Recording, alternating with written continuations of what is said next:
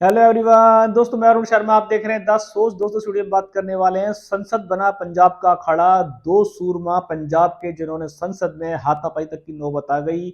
अगर कल समय रहते दोनों को नहीं रोका था जाता तो संसद में इतिहास में पहली बार ऐसा रिकॉर्ड दर्ज होता जो कभी सुना ना देखा गया हो कि दो संसद में दो पंजाब के सरदार आपस में एक दूसरे पे उतारू थे। दोस्तों अगर आप चैनल पहली बार हैं जुड़ सकते हैं सारी वीडियो को देखो। दोस्तों बात करते हैं संसद के सत्र के बारे में कि पंजाब के पूर्व मुख्यमंत्री देखा जाए चन्नी ने कल देखा जाए तो बिट्टू पे बीजेपी सरकार के नेता पे काफी सारे हमले बोले थे और उनके जो भाषण थे वो तेज नाव से भरे थे। उन्होंने सबसे पहले मोदी जी को ललकारा, रक्षा मंत्री को ललकारा, निर्मला सीतारमण को ललकारा। उनकी ललकार बढ़ती गई और जिस तरीके से चन्नी ने इस बार संसद में घेराव किया था उससे उनके भाषण उतारू होते जा रहे थे। उन्होंने लास्ट में कांग्रेस में रहे बिट्टू को छेड़ दिया और उन्होंने बिट्टू के फादर पे काफी सारी टिप्पणियां की, जिसके चलते बीजेपी के बिट्टू ने अपनी आपा खो दिया और उन्होंने चन्नी के ऊपर आक्रमण वाला हमला किया। बैल में आने के बाद जिस तरीके से उनको रोकने की कोशिश की, रक्षा मंत्री ने मोर्चा संभाला, ओम प्रकाश बिरला ने मोर्चा संभाला, राहुल गांधी ने संभाला। वरना कल इतिहास में जो काला दिन देखा जाता शायद कभी देखा ना सुना हो कि पंजाब के दो सूरमा जिन्होंने संसद में ही संसद की गरिमा का उल्लंघन कर दिया। बात रखने का अधिकार सबको है, चाहे वो किसी भी पार्टी का नेता हो। पर जिस तरीके से कल चन्नी ने बातों को जिस तरीके से प्रेजेंट किया उस बातों में ऐसा लगता है कि वो एक तरीके से प्लांट बातें थी और एक तरीके से उकसाने वाली बातें थी। कुछ बातों की गरिमा होती है, अगर कोई किसी फैमिली के बारे में शायद बर्दाश्त नहीं कर पाएगा, पर जिस तरीके से कल वाद विवाद जिस तरीके से बढ़ा वो अपने आप में बड़ा सोचनीय है कि संसद में जनता के चुने हुए प्रतिनिधि जिस तरीके की लैंग्वेज इस्तेमाल कर रहे हैं वो निंदनीय है। चाहे वो नेता प्रतिपक्ष हो, चाहे वो बीजेपी सरकार हो, आपस के नेताओं को अपनी गरिमा का ध्यान रखना चाहिए। पर उन्होंने कल गरिमाओं की तिल्लियां उड़ा के रख दी।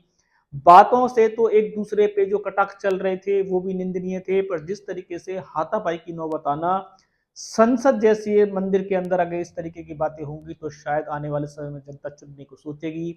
क्या बिट्टू को इस तरीके का हाथापाई करने के लिए आगे आना चाहिए था? अगर कांग्रेस के नेता की बात करें तो क्या चन्नी को ऐसे उत्तेजक बयान देने चाहिए थे जिससे कि दूसरा बंदा आपा खो जाए? अगर कल दोनों में हाथापाई हो जाती है तो उसका कौन जिम्मेदार होगा? क्या ऐसे नेताओं के खिलाफ कार्रवाई होनी चाहिए? क्या जनता के चुनने के बाद क्या उनको ये अधिकार है कि सदन में बात रखने के बजाय वो अपनी गुंडागर्दी पे उतर आए जिस तरीके का कल दोनों नेताओं ने किया? दोनों नेताओं की बात अपनी अपनी तरीके से सही नहीं है। अगर एक नेता किसी को उकसा रहा है तो दूसरे को हाथापाई नहीं करनी चाहिए थी। हाथापाई की नौबत क्यों आई?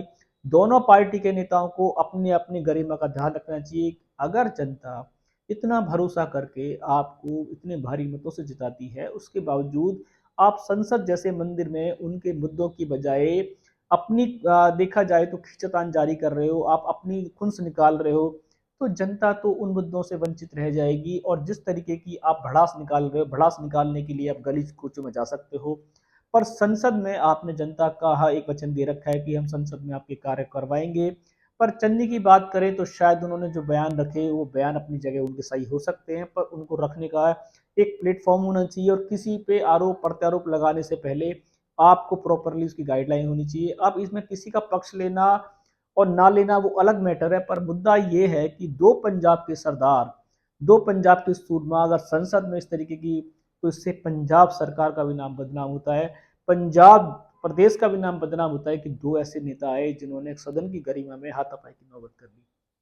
दोस्तों फिलहाल नेता प्रतिपक्ष हो या सत्ता पक्ष सरकार हो, उनको अपने नेताओं को समझाने की जरूरत है।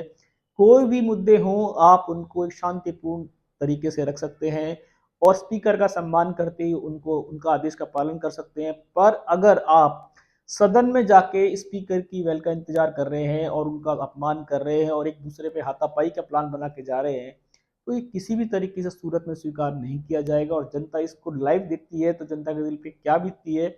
क्या हम इस तरीके से जनता ने उनको चुन के भेजा था कि वो आपस में जाके एक दूसरे पे भड़ास निकालेंगे? और कल जो नौबत आई ये नौबत शायद पहले सदन में कभी नहीं आई और उम्मीद करते हैं कि ऐसी नौबत दोबारा ना आए। फिलहाल कल रक्षा मंत्री ने इस बात को कहा है कि अगर ऐसे बयान है तो दोनों को काट देने चाहिए और अगर कोई दोषी है तो कार्रवाई होनी चाहिए। अब देखते हैं कि इन दोनों पे अपनी अपनी पार्टियां क्या कार्यक्रम योजना बनाती है या इनको सदन से कोई प्रतिलिपि मिलती है जिसके लिए कारण बताओ नोटिस हो सकता है। पर जो कल हुआ संसद में जो अखाड़ा बना वो बनते बनते रह गया और ऐसी नौबत दोबारा नहीं आनी चाहिए। किसी भी नेता को संसद में अपनी बात रखने का अधिकार है, ना कि अखाड़ा बनाने। दोस्तों इस रुझान पर नजर बनाई हुई थी, कोई नया अपडेट मिलेगा समय से पहले बताएंगे।